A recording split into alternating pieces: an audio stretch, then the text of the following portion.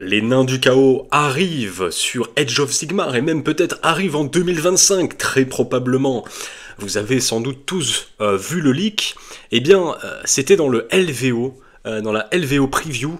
On nous a spoilé de manière quasiment certaine à 100% que les nains du chaos arrivent. Je vais vous montrer ça tout de suite.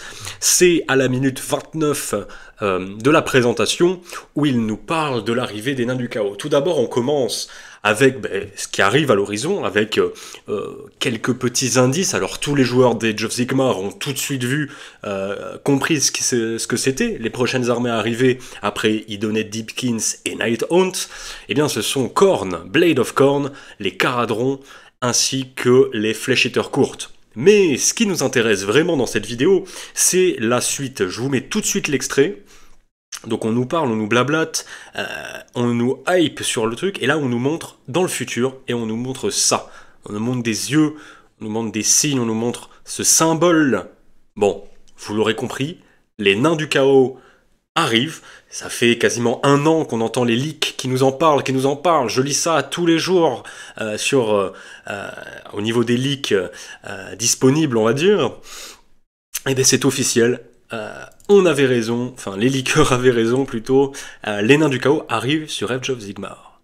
Génial ou pas génial? Et bien dans cette vidéo, je vous propose de prendre point par point ce qu'étaient les nains du chaos à Fantasy Battle, le jeu référence, reparler un peu de leur histoire, leur lore, et voir comment ça avait été incorporé dans Fantasy Battle au niveau des figurines, et discuter de l'avenir. Vous allez voir que comment allons-nous faire sur Age of Sigmar pour rendre cela pertinent par rapport à la gamme actuelle?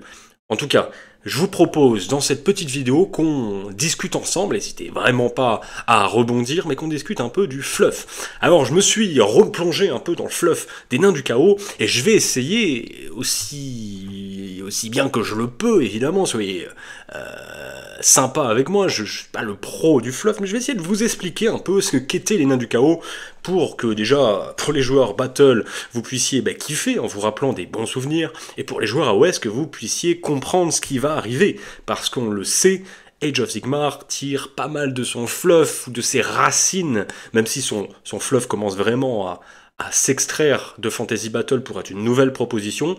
En tout cas, les dernières années, à part les 2 dernières années, mais avant cela, eh bien, le fluff était pas extrêmement fourni et pas extrêmement intéressant, et s'appuyait surtout sur du Fantasy Battle et un peu de cosmologie bizarre. Bon, commençons tout de suite, parce que c'est plus le cas maintenant. Maintenant, le fluff d'AOS est génial, j'aimerais bien vous en parler un peu plus dans le futur. Mais en tout cas, les nains du chaos. Les nains du chaos, vous voyez cette carte, en fait, les nains du chaos où... Alors, je l'ai noté, c'est les Dawizar, je sais pas si je l'ai prononcé correctement, c'est une race, on va dire, un peu cruelle, un peu impitoyable, ce sont des forgerons, des esclavagistes, on est vraiment sur quelque chose chaotique.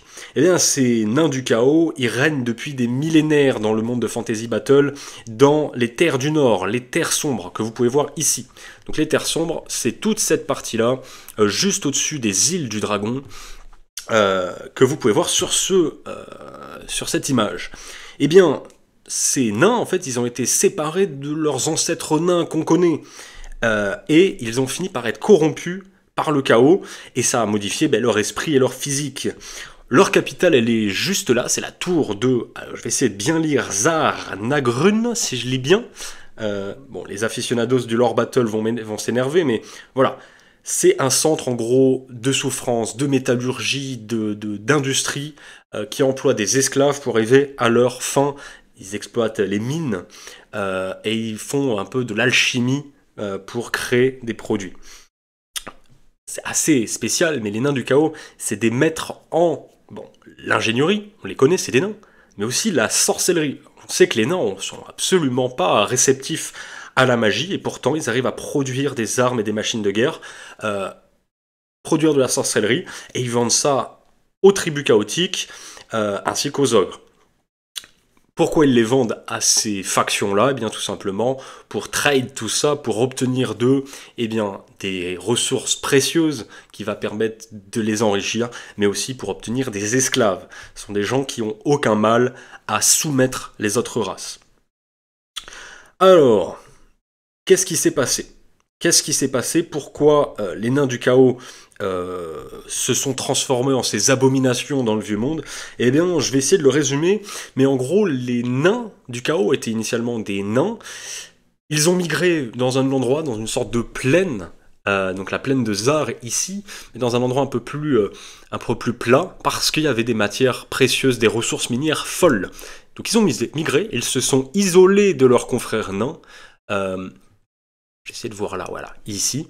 Et le problème, c'est qu'à un moment, bon, il y a eu les vents du chaos, il y a eu l'invasion chaotique, et ça s'est pas très bien passé, parce qu'ils n'étaient plus protégés naturellement par les montagnes, et donc ils se sont retrouvés seuls contre le chaos.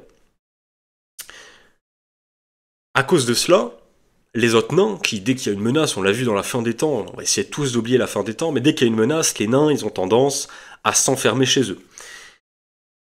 En voyant l'invasion chaotique, leurs confrères nains se sont dit « on abandonne tout, c'est pas grave, ils sont perdus, ils sont morts, ils vont se faire massacrer par le chaos ». Donc ils ont refusé de leur venir en aide. Les nains qui étaient dans les plaines de Zar ont appelé à l'aide, et c'est le dieu des ténèbres, je ne sais pas si c'est exactement ça, mais en gros le dieu des ténèbres, le roi des ténèbres, qui leur a répondu, et il leur a fait un pacte. Oui, ils allaient les sauver des forces chaotiques, mais contre une contrepartie terrible, c'est-à-dire une altération de leur mental, de leur psyché et de leur physique. Et c'est pour ça que les nains du chaos, qui vivaient dans cet endroit terrible, ont fini par se transformer, devenir différents de leurs confrères nains qu'on connaissait. Ils ont eu des cornes qui ont commencé à pousser, là on le voit pas, des sabots qui ont commencé à apparaître, on le voit un peu mieux ici. Ils sont devenus extrêmement cruels, et ils ont commencé à soumettre toutes les races dans le seul profit d'enrichissement personnel. Ils collaborent, on peut dire collaborer c'est peut-être un fort mot, mais ils sont un peu plus doux avec les hobgoblins qu'ils ont créés, qui leur permet d'être de la main d'œuvre, hein, tout bonnement. Et donc voilà, c'est des gens, on va dire, dans une thématique extrêmement métal, extrêmement lave, extrêmement forge, et avec un teint très pâle. Ils ont parfois des mutations où ils se transforment d'une certaine manière en bêtes du chaos, ce qui est très surprenant parce que les nains sont censés être résistants au warp, résistants au vent de magie, et pourtant eux, isolés pendant des millénaires, ont fini par être corrompus par ces puissances. Donc vous voyez à peu près la patte graphique des nains du chaos, en tout cas dans l'univers de Fantasy Battle. Si je devais résumer, c'est des nains cornus, des nains voilà, un peu corrompus, qui aiment le métal, la forge, la lave, et qui sont les rois de l'industrialisation et un peu de la sorcellerie. Maintenant, regardons ensemble les gammes passées, parce que les nains du chaos sont sortis sur Warhammer. Et oui, il y a même un BT, je peux vous le montrer, un Battle Tome Chaos Dwarf, alors là c'est pour Warhammer V9, donc c'est en gros un Battle Tome fait par les fans, un livre d'armée fait par les fans, que je vous invite à consulter si vous voulez lire un peu de fluff, voir des images vraiment sympas. Vous trouvez ça sur le wiki, je vais essayer de vous mettre le lien dans la description. Mais honnêtement, c'est en anglais, hein, faut lire l'anglais. Mais c'est sympa de se replonger dans un fluff assez sympa. Les nains du chaos, ils étaient sortis, et là on peut voir c'est pour Blood Bowl. Si je dis pas de bêtises, oui on voit un ballon de rugby. Les nains du chaos, ça ressemblait à ça. Alors les figues sont très vieilles, donc c'est vrai que ça a du mal à donner envie. Enfin, peut-être pour les plus anciens, oui, mais en tout cas, voilà. On voit que c'est mais des choses qui ressemblent à rien. Là, on peut voir cette figurine, ça ressemble à rien. Si on regarde les anciens modèles, on peut voir que ce sont en fait des tout petits nains, donc des nains, hein. Tout petits nains, c'est un peu, voilà, c'est un peu évident, ils sont pas bien grands les nains, mais avec des pointes, beaucoup de métal, très forge, hein, vraiment très très forge. Donc ça c'est des très vieilles figues, hein. J'ai essayé de vous retrouver un peu des figurines de l'ancien temps, du nouveau temps. Ici vous pouvez voir les nouvelles figurines, parce que on avait commencé à comprendre que les leaks étaient vrais quand on a vu que Blood Bowl recevait des nouvelles figurines. Si je vous renvoie à ma dernière vidéo sur Underworld où ils sortent des gobelins, c'est un peu le genre de choses qu'on commence à être habitué quand sur les jeux parallèles, on va dire, en tout cas les jeux secondaires, ils font des sorties, souvent ça veut dire que dans les années à venir, la même sortie arrivera sur le jeu principal. C'est pour ça que les gobelins, j'avais fait une vidéo, probablement qu'ils vont être refaits en V5, vu les leaks qu'on a actuellement sur les jeux parallèles. Ici, c'était pour Blood Bowl, on peut voir un nain du chaos qui ressemble à ça. Qui ressemble à ça, donc beaucoup d'armure, un peu un délire métal, forge, même peut-être lave, du coup. Forge et lave, ça va un peu ensemble. Et qui ont des pieds de centaure, enfin un buste de... Pas un buste du coup, des jambes de centaure, complètement corrompus par le chaos, se sont transformés. Ici, c'est l'équipe de Blood Bowl qu'on peut voir. Donc, c'est des figurines très récentes, donc ça peut-être dire. Alors, Blood Bowl s'inscrit dans l'univers Warhammer Battle, non pas Age of Sigmar. Donc, ça sera différent. Mais est-ce que ça veut pas dire qu'on aura un peu ce style honnêtement, j'espère pas. Je reviendrai en dernière partie de vidéo. Pourquoi j'espère pas? Parce que le style est sympa, même si je pense pas qu'il va plaire au plus grand nombre, mais je peux me tromper. De toute façon, j'ai des goûts qui sont souvent très différents des gens, de la majorité, donc pourquoi pas. Mais le style est très sympa, j'aime beaucoup. Donc là, il boit, alors je sais pas, c'est du thé brûlant, j'en sais rien. Mais voilà, on voit vraiment les cornes, leur bouche, elle est cornue, ils ont des barbes où ils mettent des pics, bon bref, c'est métal. C'est métal à tous les sens du terme. On a des hobgoblins, j'avoue qu'une armée chaotique avec des gobelins, moi je suis un grand fan des gobelins, ça peut être un argument pour moi, pour me mettre au nain du chaos, juste pour peindre des hobgoblins. Mais donc voilà, des petits gobelins armurés, évidemment, c'est le thème, qui viennent se battre avec eux parce que c'est toujours comme ça. Et on voit pas mal de thématiques de lave, là on peut voir du métal en fusion. Ça peut poser problème, on en revient après. Les anciennes figues. Les anciennes figues, un peu comme on voyait avec ça c'est un peu la refonte graphique de ça. On peut voir des nains du chaos en centaure, avec des jambes de centaure. C'est de la cavalerie, mais du coup de la cavalerie non montée, parce que la monture c'est un nain. C'est particulier, c'est un délire. Mais c'est bien sympa. Puis on peut voir des hommes, c'est un style graphique, on va dire, très clivant. Je pense qu'on peut le dire, c'est très clivant. Les hommes, on va aimer ou on va pas aimer. Mais voilà, avec quelques crânes, mais c'est pas vraiment le thème principal. On peut voir ici des héros. Alors là, je sais pas trop ce que c'est. Est-ce que c'est parce que c'est une vieille figue, mais on a l'impression qu'elle est montée sur une machinerie. Donc on peut imaginer qu'il y aura beaucoup de mécanismes, de méca. Un peu à la Caradron peut-être. Et on voit une sorte de dragon taureau, j'ai l'impression. Mais donc très particulier. C'est une armée vraiment particulière. Un style même peut-être arabe, je vais dire, mais oriental. Sur les visages, on a l'impression. C'est très particulier. Je ne sais pas comment me positionner, est-ce que j'aime pas. En tout cas, c'est une vraie prise de risque sur Battle qu'ils avaient fait. Et là, on voit leur artillerie, avec des missiles. Donc c'est vraiment des gens qui vont maîtriser la puissance de feu des forges. Et pourquoi ça pose problème? Et pourquoi je suis un peu sceptique quant à cette direction? Est-ce que c'est vraiment ça? Est-ce que c'est vraiment ce style qu'on va avoir sur Warhammer Age of Sigmar? Pourquoi? Je m'explique. Tout simplement, parce que on a les Fyreslayers. Les Fyreslayers, c'est quoi? C'est les tueurs nains. Ils ont fait une armée que de tueurs nains. Bon, c'est questionnable, mais en tout cas, c'est le thème. Et le thème, c'est la lave et le feu. Si on a déjà une armée de Fyreslayers qui ne marche pas très bien, qui se vend que très très peu, qui représente, je crois, moins de 1,6% des joueurs, c'est extrêmement faible.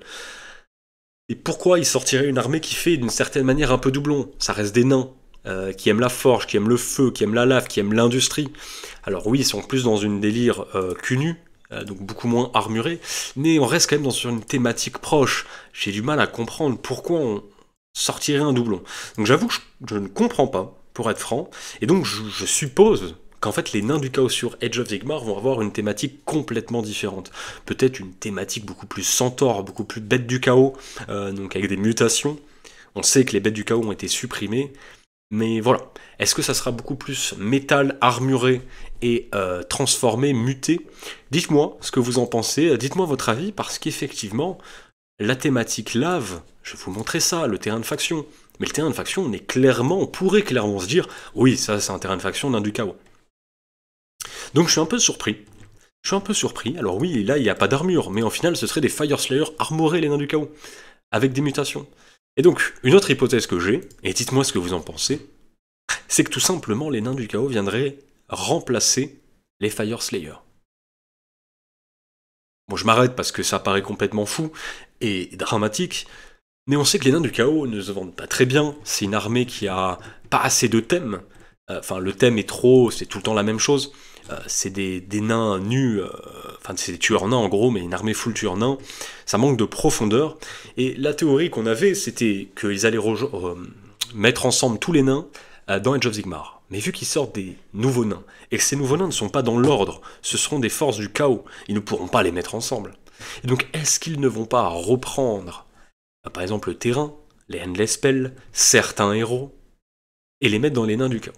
Donc à vous de me dire ce que vous en pensez. Je pense que la probabilité, c'est qu'ils fassent plutôt des nains du chaos, qui quittent ce côté forge, et qui soient beaucoup plus dans le côté industrie.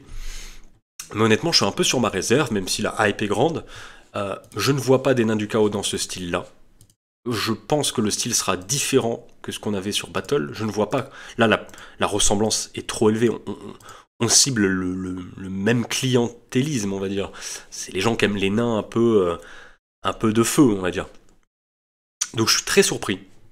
Donc je m'attends à être vraiment dépaysé quant aux nouveaux nains qui sortiront. Peut-être que je vais me tromper, peut-être qu'ils feront l'erreur à mon sens de sortir quelque chose très proche des Fyreslayers, et peut-être qu'ils vont faire ça tout simplement parce qu'ils comptent supprimer les Fyreslayers de la range Age of Sigmar, tout simplement parce que ça n'a pas trouvé assez de public. Dites-moi ce que vous en pensez, n'hésitez pas à faire des retours. Et puis j'espère que cette vidéo aura au moins été intéressante au niveau du fluff, même si je ne suis pas le meilleur narrateur on dit, hein, en français. Eh bien, on se retrouve très prochainement, donc chaque jour pour une nouvelle vidéo sur l'actualité Games Workshop.